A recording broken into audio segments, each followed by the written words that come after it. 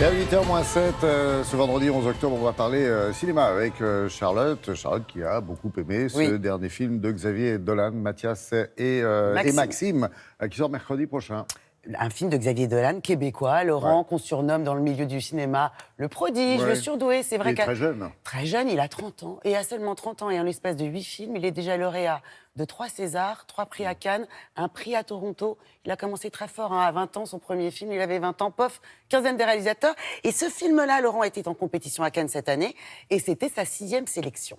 Il a fait tourner des grandes stars françaises, des grandes stars américaines, aussi, Suzanne Sarandon, Nathalie Portman, du beau monde.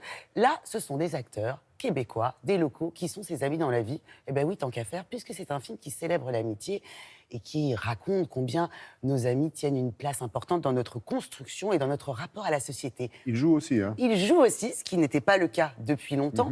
Et puis, il reprend un de ses thèmes de prédilection, cher, l'identité sexuelle, et comme d'habitude aussi, un film dans lequel le rôle de la mère est très important. Vous vous souvenez de son fameux Mommy multi-primé. Alors, il faut quand même expliquer que c'est un film plus tendre qu'à l'accoutumée chez Dolan, moins tranchant, moins incisif. Ça m'a beaucoup plu. Une histoire de bande, d'amis, un baiser échangé, un baiser de cinéma entre deux garçons.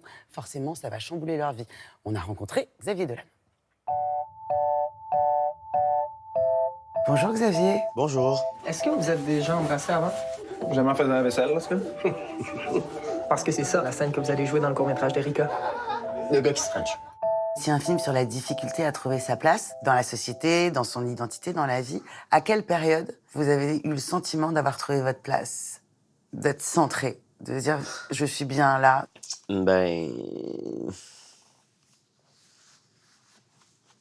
Jamais vraiment, tu sais, c'est...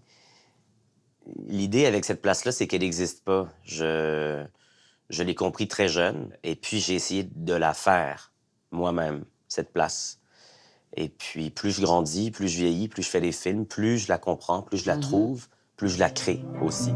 Tu dis où je t'avais pas dit qu'il y a une gosserie avec son esti de film plat? Arrête de faire chier mes amis que t'es idées de merde. C'est pas une idée de merde, là. C'est juste que ça aurait été pas que tu nous avant. Qu'est-ce que ça fucking change? Arrêtez pas de comme faire des tresses puis genre de wrestle comme des hosties de wack.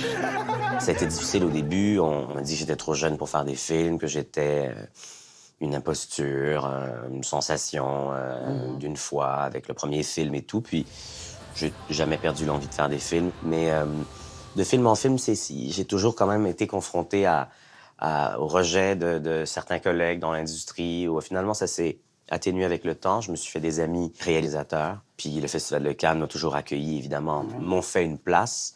Mais je dirais pas que ma place est au Festival de Cannes non plus. C'est pas ça, ma place. Ma place d'artiste, ma place d'humain dans la vie, je la cherche de film en film. Mais je l'ai pas encore trouvée. De croire que tout ce qu'on a bâti depuis qu'on est enfant, nous deux, notre gang, notre cercle, que ça va tout prendre le bord du jour au lendemain pour une niaiserie, pour rien. Dans cette bande, ils se disent absolument tout. Tout. Ouais. Ils ne s'épargnent rien. Non, ils ne s'épargnent rien.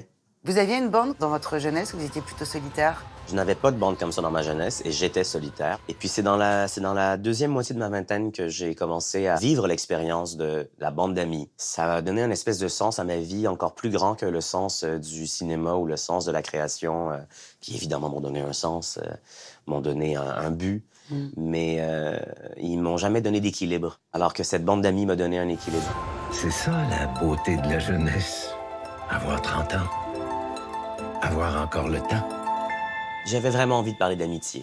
J'avais vraiment envie de parler des copains, puis de comment on se sent en bande.